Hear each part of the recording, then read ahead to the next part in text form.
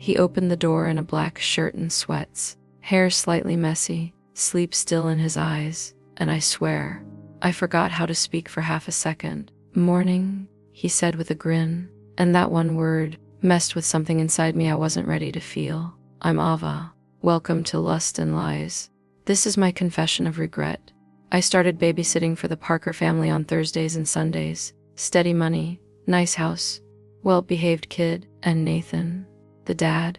He was usually quiet, the kind who made eye contact when he thanked you, the kind who always smelled like fresh laundry and cedarwood, the kind I shouldn't have been paying attention to, but I was. His wife Camille was nice, perfect, actually. Polished nails, power suits, always late for meetings, always grateful I showed up. "We're lucky to have you," she'd say, and I'd smile and nod like my pulse wasn't racing when Nathan stood behind her in the hallway, sipping his coffee. The first time I stayed late, Camille had called. "I'll be home past midnight. Nathan's working from the study. He'll settle the bill. Hope that's okay." It was, I told myself it was. At 11:45, the house was quiet, the baby asleep, my homework done. I thought about leaving early, but then I heard him in the kitchen, coffee brewing, lo-fi music playing low from his phone. I followed the sound like I had no choice. He looked up when I entered. "You still here?" "Just packing up." He nodded, poured a second mug, pushed it toward me without asking. "I figured you'd still be running on fumes. Finals, right?" I blinked. "You remembered that?" He shrugged. "Camille talks about you." We sat at the island, sipped quietly. He was too close, too casual, too warm. And when his hand brushed mine, just a graze, I didn't pull away. Not right away. His fingers brushed mine again. This time, I pulled away, but not because I wanted to. Because I knew I should. He noticed. Of course he did.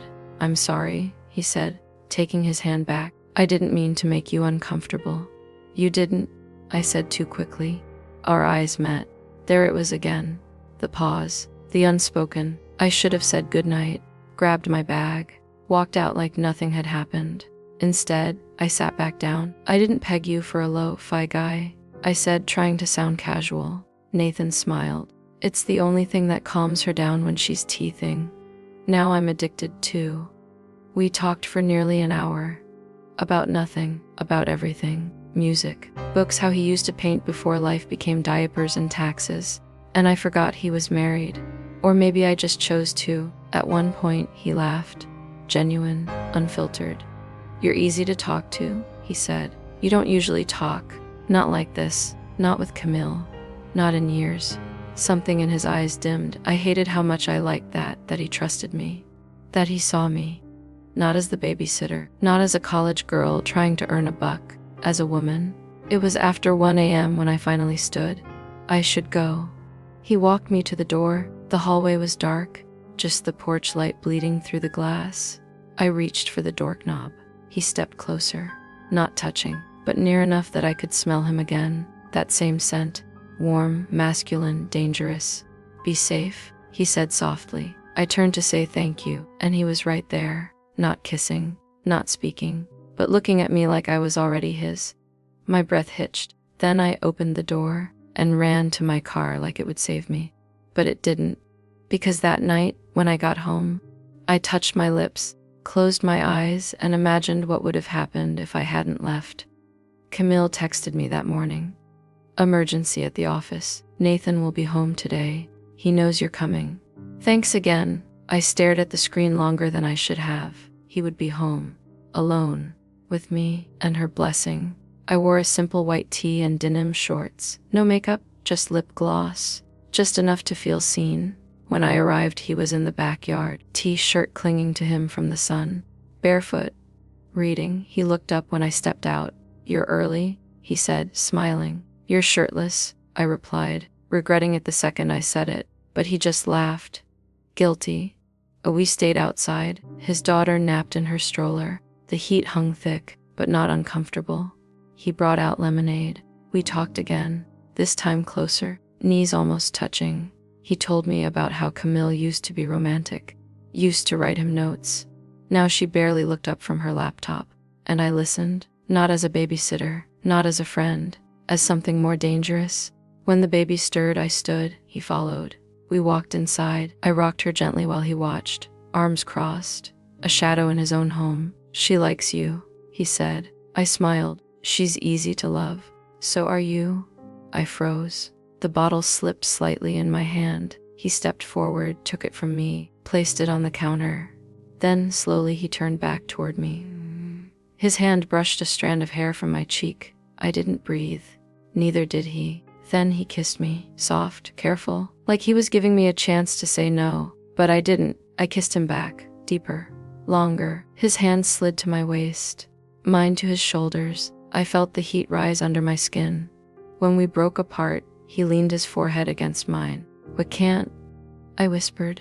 "I know," he said, but neither of us moved. The next time I came over, Camille wasn't home. Again. This time, Nathan opened the door like he'd been waiting. There was no small talk, no coffee, no soft music, just heat. He stepped aside. I walked in. The door clicked shut behind me, and then silence. He took my hand, led me through the kitchen, down the hallway, into the guest bedroom. He didn't ask. I didn't speak. His lips found mine the second the door closed. Rougher than before, hungrier. My back hit the wall. His hand slid under my shirt. My breath caught. I wasn't thinking about consequences, only the way his body pressed against mine, the way his lips claimed me, the way I melted into him like I'd been waiting for this forever. He lifted me onto the edge of the bed. Clothes fell, touches deepened. There was no music, no words, just breath, just skin, just sound. We moved like we had 1 hour before everything collapsed, maybe less. After, we lay in silence, sheets tangled, his hand on my thigh, his breathing steady. But my heart, it was pounding. I stared at the ceiling, and for the first time since this began, I felt it, guilt. It didn't hit like thunder. It settled like fog, thick, quiet, everywhere. He looked at me. "What now?" he asked. I didn't answer, because I didn't know, and maybe I didn't want to. I heard the garage door open. Camille was home. I jumped. My clothes were already on, hair messy, lips raw, shame blooming under my skin. Nathan sat on the edge of the bed, t-shirt back on, face blank. I looked at him. He didn't meet my eyes. I slipped out the back, shoes in hand, feet bare on the cool stone patio. The sun was setting, pink and gold bleeding into the sky, so beautiful it almost made me cry. Camille texted me the next morning. "Thank you again, Ava. You're a blessing." I stared at the words, read them again and again. A blessing. If only she knew.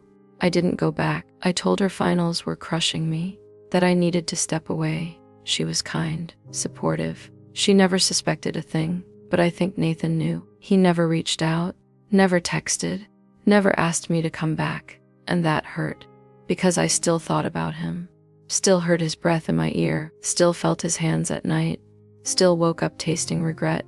I'm Ava, and I was just the babysitter, until I wasn't, until I became the secret in someone else's marriage, the silence in someone else's home.